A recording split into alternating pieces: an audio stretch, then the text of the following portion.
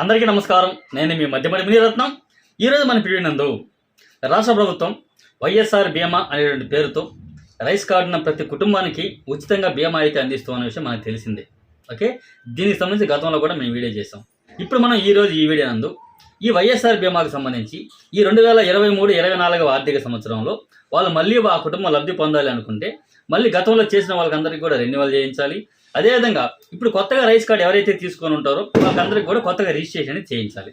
ఓకేనా, దీనికి సంబంధించి రాష్ట్ర ప్రభుత్వం నుంచి వాలంటీర్లకి కొత్తగా ఒక మొబైల్ యాప్ అయితే రావడం జరిగింది. అది 5.2గా అయితే రావడం జరిగింది. ఓకే, ఇది అప్డేట్ అవుతూనే ఉంటుంది. ఎక్కడ అప్డేట్ అయినా కూడా మన సంబంధించిన వెబ్సైట్లో దీనికి సంబంధించిన మొబైల్ యాప్ లింక్ అనేది ఇస్తాను, అక్కడ ఓపెన్ చేసుకోండి. ఆటోమేటిక్గా ఎప్పుడు అప్డేట్ వచ్చినా కూడా అదే అప్డేట్ అవుతూ ఉంటుంది. ఓకేనా, ఇప్పుడు మనం ఈ వీడియో నందు లైవ్ డెమోలో ఒక ఇంటి దగ్గరికి వెళ్ళి అక్కడ వాళ్ళకి బీమా అనేది రెన్యువల్ అనేది ఏ విధంగా చేయాలి అంటే, గతంలో వాళ్ళు బీమా అయితే రిజిస్టర్ చేసుకున్నాం, లాస్ట్ ఇయర్ వాళ్ళకి రిజిస్టర్ చేశాము, ఇప్పుడు వాళ్ళకి రెన్యువల్ ఏ విధంగా చేయాలి, అక్కడ కుటుంబ పోషకుని ఒకవేళ మార్చాలనుకుంటే ఏ విధంగా మార్చుకోవచ్చు, లేదా ఇప్పుడు నామినీని మార్చాలనుకుంటే ఏ విధంగా మార్చుకోవచ్చు, ఇవన్నీ కంప్లీటెడ్గా ఈ వీడియోలో అయితే మనం చెప్పుకున్నాం. కాబట్టి ఈ వీడియోని పూర్తిగా చూడండి. ఇన్ఫర్మేషన్ కొంచెం ల్యాగ్ అయినా కూడా ఖచ్చితంగా పూర్తిగా చూసినట్లయితేనే ఈ లైవ్ డెమోలు ఏ విధంగా చేయాలని మీకు అర్థమవుతుంది. ఓకే, ఇక్కడ గమనించుకోవాల్సిన విషయం ఏంటంటే, రైస్ కార్డున ప్రతి పేద కుటుంబం దగ్గరికి మీ వాలంటీర్ అనే అతను వస్తాడు. రాష్ట్ర ముఖ్యమంత్రి గారు చెబుతున్న ప్రకారం ఓకే, ప్రతి వాలంటీర్ కూడా స్వచ్ఛందంగా వారే మా చుట్టుపక్కల వారికి మేము సేవ చేస్తాము అనే సేవా దృక్పథంతో ఎవరైతే వచ్చారో వాళ్ళకి వాలంటీర్ అనేటువంటి ఒక పేరు పెట్టి వాళ్ళకి గౌరవ వేతనంగా 5,000 రూపాయలు ఇస్తున్నామని అయితే రాష్ట్ర ముఖ్యమంత్రి గారు ప్రకారంగా చెబుతూనే ఉంటారు ప్రతిసారి కూడా. కాబట్టి వాలంటీర్ కూడా సేవా దృక్పథంతో ఈ బీమా అనేది చేస్తే మీ కుటుంబానికి ఉపయోగపడుతుందనే ఉద్దేశంతో మీ ఇంటి దగ్గరికి వచ్చి చేస్తాడు. ఓకేనా, కాబట్టి వారి దగ్గర ఏ విధంగా చేయించుకోవాలి, అక్కడ ఏ ఆప్షన్స్ వస్తాయి, ఇవన్నీ కూడా కంప్లీట్గా ఈ వీడియోలో చూద్దాం. ఓకే, అక్కడ వాలంటీరు ఆ మొబైల్ యాప్ అనేది ఇన్స్టాల్ చేసుకున్న తర్వాత మొట్టమొదటి పేజ్ అనేది ఏ విధంగా వస్తుంది. ఇక్కడ ఆ వాలంటీర్ యొక్క ఆధార్ నెంబర్తో లాగిన్ అవుతారు. ఓకే, వాళ్ళ బయోమెట్రిక్ కానీ ఐరిస్ కానీ ఫేస్తో కానీ ఉంది. అక్కడ లాగిన్ అయిన తర్వాత నెక్స్ట్ పేజ్ అనేది ఈ విధంగా వస్తుంది. ఓకే, ఇక్కడ రెన్యువల్ ఎన్రోల్మెంట్ అని 2 ఆప్షన్లు ఉంటుంది. ఓకే, ఈ రెన్యువల్ అంటే గత సంవత్సరం ఎవరికైతే మనం బీమా చేశామో వాళ్ళకి ఇప్పుడు రెన్యువల్ చేయదలుచుకుంటే రెన్యువల్ అనే ఆప్షన్ మీద క్లిక్ చేస్తాం. ఇక్కడ నెక్స్ట్ పేజీలో ఇక్కడ వాళ్ళ సచివాలయ పరిధిలో ఎంతమంది వాలంటీర్లు ఉన్నారు, వారికి సంబంధించిన ఎంతమంది రైస్ కార్డు కుటుంబాలు ఉన్నాయి, అందరి పేర్లు అయితే వస్తాయి.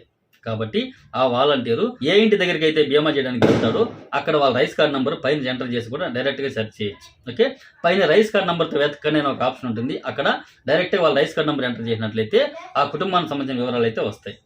ఓకేనా, ఇక్కడ గతంలో ఆ కుటుంబంలో ఎవరికైతే బీమా చేశారో అంటే కుటుంబ పోషకుడుగా ఎవరినైతే ఎంచుకున్నారో వారి యొక్క పేరు వస్తుంది, వారి యొక్క ఆధార్ నెంబర్ వస్తుంది. నెక్స్ట్ దాని తర్వాత పాలసీదారుని స్టేటస్ అని ఉంది కదా, ఇక్కడ ఆ వాలంటీరు ఈ వైఎస్ఆర్ బీమాకి వీళ్ళు ఎలిజిబుల్ కాదని ఫస్ట్ ఇక్కడ సెలెక్ట్ చేసుకుంటాడు. ఓకే, ఎలిజిబుల్ అని ఉంటే మిగతా అన్ని కూడా ఆటోమేటిక్ చేసుకుంటూ వెళ్ళిపోవచ్చు. ఓకే, ఇక్కడ ఎవరు ఇన్ఎలిజిబుల్ అంటే ఓకే, ఒకవేళ గవర్నమెంట్ ఎంప్లాయీ ఎవరైనా ఉన్నా కూడా ఏడా బై మిస్టేక్ ఇక్కడ పేరు వచ్చి ఉంటే గవర్నమెంట్ ఎంప్లాయీ కాబట్టి వీళ్ళు ఇన్ఎలిజిబుల్ అని కూడా పెట్టవచ్చు. ఓకే, నెక్స్ట్ ఆ తర్వాత ఈ వైఎస్ఆర్ బీమా అనేది 18 సంవత్సరాల నుండి 70 సంవత్సరాల లోపల కాబట్టి వీళ్ళకి 70 సంవత్సరాల పైన ఉంది కానీ ఇక్కడ పొరపాటు పేరు వచ్చినదన్న కూడా ఆ ఆప్షన్ కూడా ఎంచుకోవచ్చు.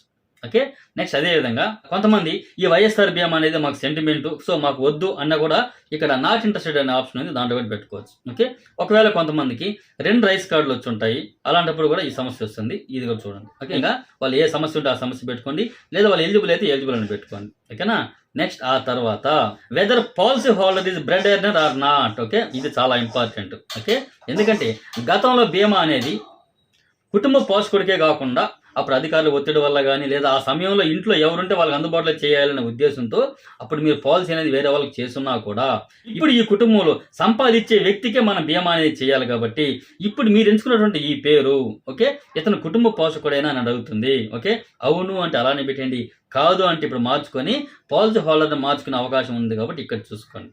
ఓకేనా, నెక్స్ట్ ఒకవేళ అతనే అయితే అతనికి సంబంధించిన ఆధార్ నెంబర్ వస్తుంది, కింద చెక్ బాక్స్ వస్తుంది.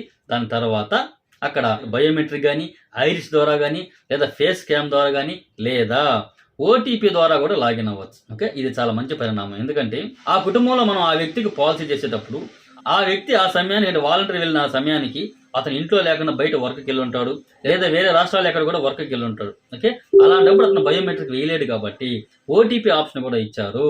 ఓకే, ఆ ఓటీపీ ద్వారా అతని దగ్గర అథెంటికేషన్ తీసుకొని తద్వారా ఆ వ్యక్తికి రెన్యువల్ అనేది ఇప్పుడు చాలా సులభంగా చేసుకోవచ్చు. ఓకే, నెక్స్ట్ వాళ్ళ దగ్గర బయోమెట్రిక్ వేసుకున్న తర్వాత నెక్స్ట్ పేజ్ అనేది ఈ విధంగా వస్తుంది.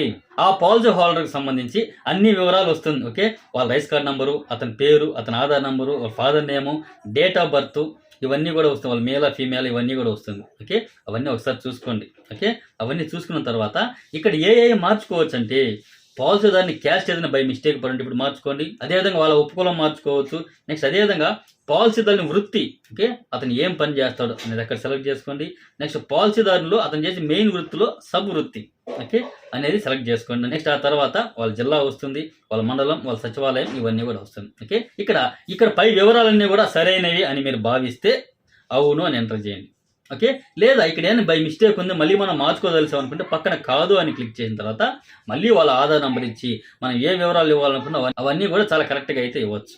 ఓకేనా, అన్నీ సరైనవి అని అనుకున్న తర్వాత అక్కడ అవును అనే ఆప్షన్ ఉంది కదా, దాన్ని క్లిక్ చేసిన తర్వాత కింద కంటిన్యూ ఉంటుంది, కంటిన్యూ పైన క్లిక్ చేయండి. ఓకేనా, అంటే పాలసీ హోల్డర్ని మనం ఫిక్స్ చేసాం. అంటే ఆ కుటుంబంలో ఎవరైతే కుటుంబ పోషకున్నారో అతనికి పాలసీ అనేది చేశాము. నెక్స్ట్ ఆ తర్వాత అతనికి నామినీ ఎవరిని పెట్టాలి, ఓకే, ఏదైనా అతనికి రిస్క్ జరిగితే మనం నామినీని ఎవరిని పెట్టాలి అనేది మనం ఇప్పుడు ఎంచుకుంటున్నాం. ఓకేనా, కాబట్టి ఇక్కడ నామినీ యొక్క వివరాలు వస్తుంది. అంటే గతంలో మనం రిజిస్టర్ చేసినప్పుడు నామినీ యొక్క వివరాలు అనేది ఇక్కడ వస్తుంది. ఓకే, ఈ నామినీ యొక్క వివరాలు ఇతనే నామినీగా సరిపోతారనుకుంటే అతనే పెట్టుకోండి, లేదా ఇప్పుడు మార్చుకోవాలనుకుంటే మార్చుకోండి. ఓకేనా, ఇక్కడ గమనించండి, నామినీ యొక్క వివరాలు రాష్ట్ర ప్రభుత్వం ప్రత్యేకంగా ఇచ్చింది. నామినీని గతంలో సెల్ఫ్గా కూడా పెట్టున్నారు, లేదా ఎవరు అందుబాటులో ఉంటే వాళ్ళని కూడా పెట్టారు. కాబట్టి ఇప్పుడు మార్చుకునే అవకాశం ఉంది. దీనికి కూడా రాష్ట్ర ప్రభుత్వం నామినీని వీళ్ళ మాత్రమే పెట్టాలని ఒక 4 ఆప్షన్లు అయితే ఇచ్చింది అధికారికంగా. కాబట్టి వాళ్ళని మాత్రమే నామినీగా పెట్టాలి. దీనికి సంబంధించి మనం గత వీడియోలో చెప్పాము. దీనికి సంబంధించి మన వెబ్సైట్లో కూడా చాలా నీట్గా కూడా ఇచ్చున్నాం. ఓకే, ఒకసారి చూసుకోండి. చూసి గవర్నమెంట్ చెప్పిన దాని ప్రకారం నామినీని వారిని మాత్రమే పెట్టండి. ఒకవేళ అక్కడ ఆప్షన్ లేకపోతే పెండింగ్లో పెట్టండి. పెండింగ్ పెట్టిన తర్వాత మీ సచివాలయ ఉద్యోగి చెప్పండి, వాళ్ళు పై అధికారికి చెప్పి దానికి కూడా వేరే ఆప్షన్ అయితే తెస్తారు. ఓకేనా, కాబట్టి తొందరపడి మాత్రం ఏది చేయొద్దండి. ఓకే, ఫస్ట్ నామినీ యొక్క వివరాల దగ్గర నామినీ యొక్క డీటెయిల్స్ అయినా మార్చదలిచారా అంటారు. ఓకే, అవును నేను మార్చదలిచాను అని అంటే అవును పెట్టండి. లేదు మేము గతంలో పెట్టిన నామినీ సరిపోతారు అనుకుంటే కాదు అనే ఆప్షన్ ఉంటుంది, అది అలానే వదిలేయండి. ఓకే, నెక్స్ట్ ఆ తర్వాత నామినీ యొక్క ఆధార్ నంబరు, వాళ్ళ పేరు, వాళ్ళ డేట్ ఆఫ్ బర్త్, వాళ్ళ ఫిమేలా మేల్ అని వస్తుంది. నెక్స్ట్ ఇక్కడ ఆ పాలసీ హోల్డర్కి నామినీ గల సంబంధం ఏమిటి, ఓకే, వైఫా, కుమారుడా, కుమార్తె అని ఏదో వస్తుంది కదా, దాన్ని ఎంచుకోండి. నెక్స్ట్ ఆ తర్వాత నామినీ యొక్క మొబైల్ నంబరు ఆల్రెడీ ఒకటి ఉంది, దీన్ని మార్చుకోదలిస్తే ఇప్పుడు మార్చుకోండి, ఎడిట్ ఆప్షన్ ఉంది. నెక్స్ట్ అదేవిధంగా నామినీ యొక్క క్యాస్ట్ తప్పుగా పడుంటే ఇప్పుడు మార్చుకోండి. అదేవిధంగా నామినీ యొక్క వృత్తి ఎంచుకోండి. ఎంచుకున్న తర్వాత ఇది నామినీ యొక్క ప్రాథమిక వివరాలు. నెక్స్ట్ ఆ తర్వాత నామినీ బ్యాంక్ డీటెయిల్స్ ఉంటే ఎంటర్ చేయండి అంటుంది. ఓకేనా, ఇది మ్యాండేటరీ కాదు, గుర్తించుకోండి. నామినీ యొక్క బ్యాంక్ అకౌంట్ మీకు అందుబాటులో ఉంటే అవును అని చెప్పేసి అక్కడ ఎంటర్ చేసుకోండి. ఓకే, లేదు ఆ నామినీకి బ్యాంక్ అకౌంట్ లేదనుకుంటే కాదు అని పెట్టండి.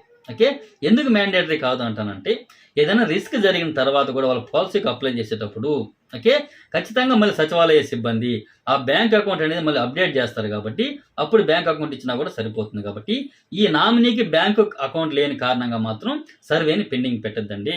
దీనికి చివరి తేదీ వచ్చి 7వ తేదీ వరకే ఇచ్చారు. బహుశా 1-2 రోజులు పొడిగించే అవకాశం ఉండొచ్చు, ఉండకపోవచ్చు. ఓకేనా, ఇప్పుడు మన నామినీ యొక్క బ్యాంక్ వివరాలు అయితే మనం ఆల్రెడీ ఇచ్చాం కాబట్టి అది చూపిస్తుంది. ఓకే, నెక్స్ట్ ఆ తర్వాత కింద కంటిన్యూ ఉంటుంది, దానిపైన క్లిక్ చేసినట్లయితే నెక్స్ట్ పేజీకి వెళ్తుంది. ఓకే, ఇక్కడ వాలంటీరు ఇప్పుడు నేను ఇచ్చినటువంటి వివరాలు ఓకే పాలసీ హోల్డర్కి సంబంధించి కానీ నామినీకి సంబంధించి కానీ అన్నీ సరైనవే, అన్నిటికీ నేనే బాధ్యుడిని అని చెప్పి ఇక్కడ 2 చెక్ బాక్స్ ఉంటుంది డిక్లరేషన్ పైన, వాటిపైన చెక్ చేసి వాళ్ళు బయోమెట్రిక్ అథెంటికేషన్ అనేది ఇస్తారు. ఓకే, అంతటితో వాళ్ళ సర్వే అనేది కంప్లీట్ అయిపోతుంది.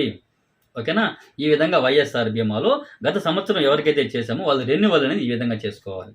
ఓకేనా, ఇంకేమైనా సందేహాలు ఉంటే కామెంట్ చేయండి, నెక్స్ట్ వీడియోలో చెప్పడానికి అయితే ట్రై చేద్దాం.